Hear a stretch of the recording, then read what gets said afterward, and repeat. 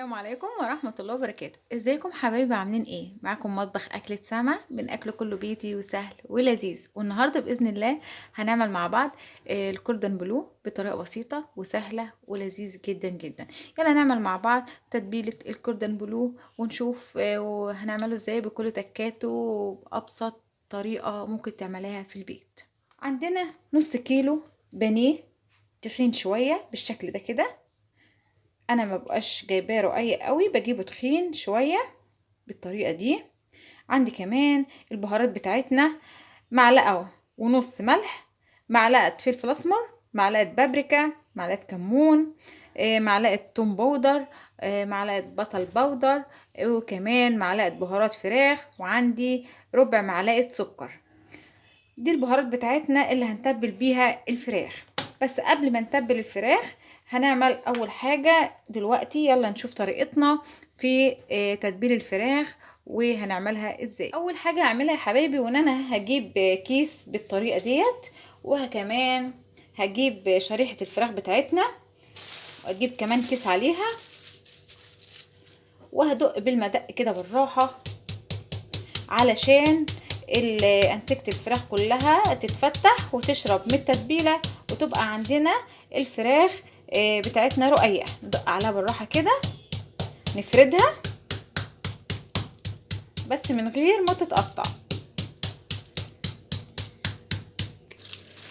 بعد كده هشيل كده الكيس. شايفين عندي دقتها ازاي؟ بقت رقيقه بس ما تقطعتش بالشكل ده.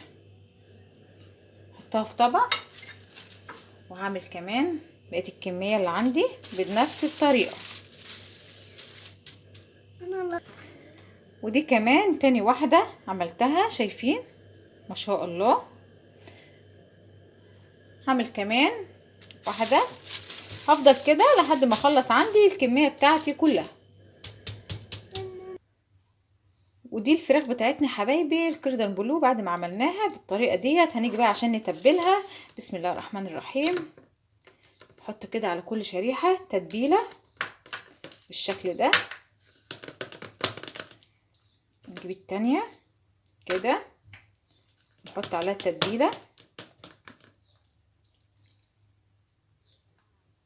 كده. وكمان هفضل اعمل كل الكمية عندي كده، اتبلهم من فوق ومن تحت كويس.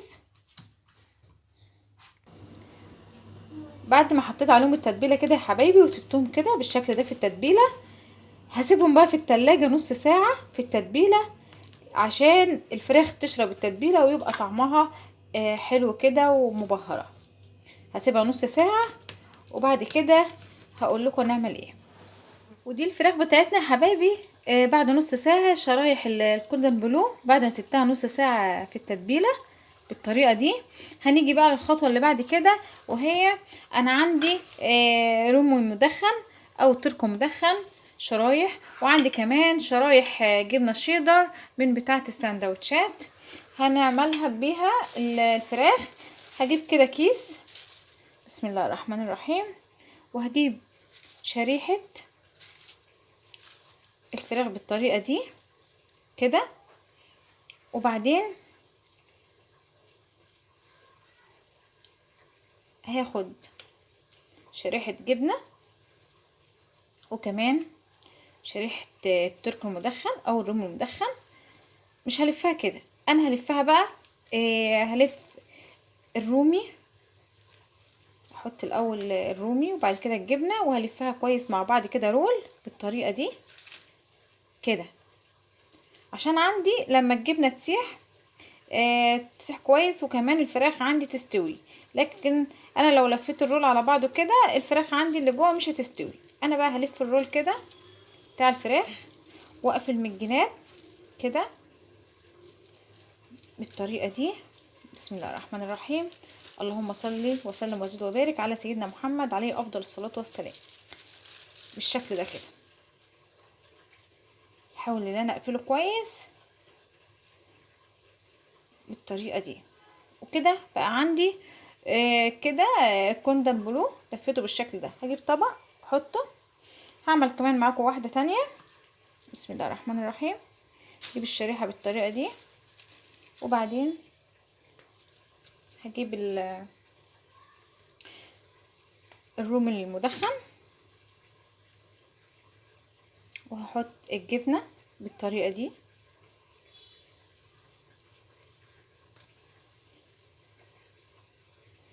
كده، وهلفها رول. مع الاول هلف الرول الجبنة والترك المدخن مع بعض، وبعد كده هلفه بشريحة الفراخ بالطريقة دي. بسم الله الرحمن الرحيم، ربنا يحسن بين ايدينا يا رب كده.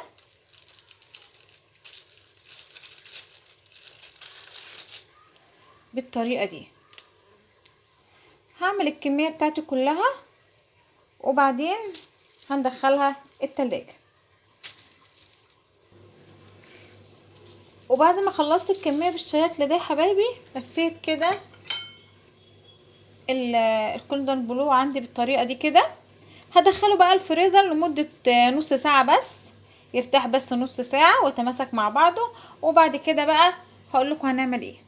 وبعد يا حبايبي ما سايبنا الكوردون بلو بتاعنا يرتاح في الفريزر نص ساعة بالشكل ده، هنيجي بقى للخطوة اللي بعد كده وهي التتبيلة.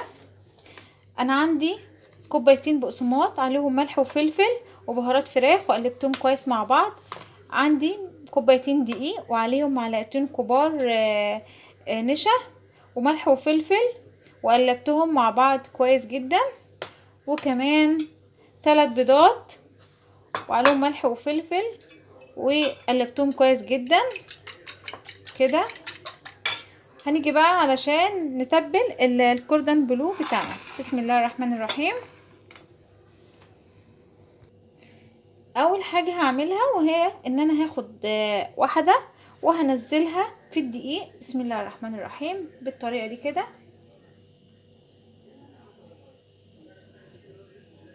وبعدين هنزلها في البيض كده، وبعد كده هطلعها في البقسماط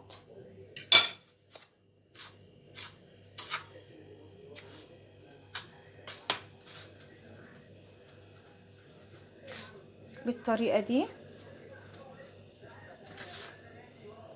نبطط عليها بالراحة كده علشان الكفر يمسك فيها كويس وما يفكش اول ما ينزل الزيت.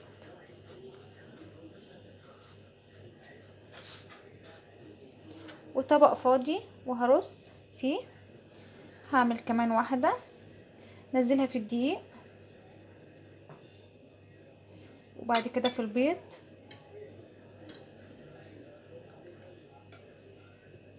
وبعد كده في البقسماط،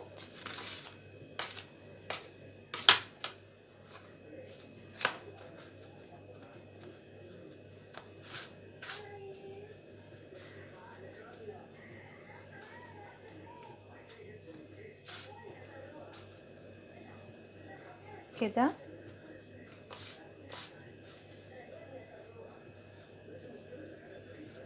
هخلص الكمية كلها بالشكل ده،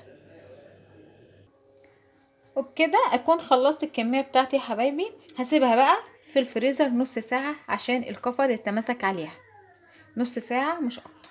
وبعد يا حبايبي الكوردون بلو بتاعنا ما سيبته في الفريزر نص ساعة بالطريقة دي، انا عندي بقى طاسة فيها زيت وحطيتها على البوتاجاز واسخن الزيت جامد قوي علشان انزل فيه الكوردون بلو، احمره زي البانيه بالظبط كده.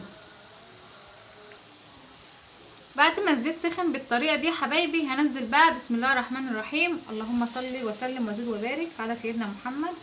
هنزل كده بسم الله الرحمن الرحيم علشان نحمره على الجنبين.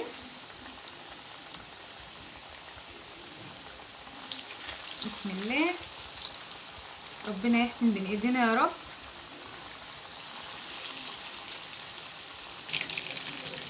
لما احس ان الوش التاني اتحمر هبدأ ان انا اقلب بسم الله الرحمن الرحيم بالشكل ده كده، شايفين؟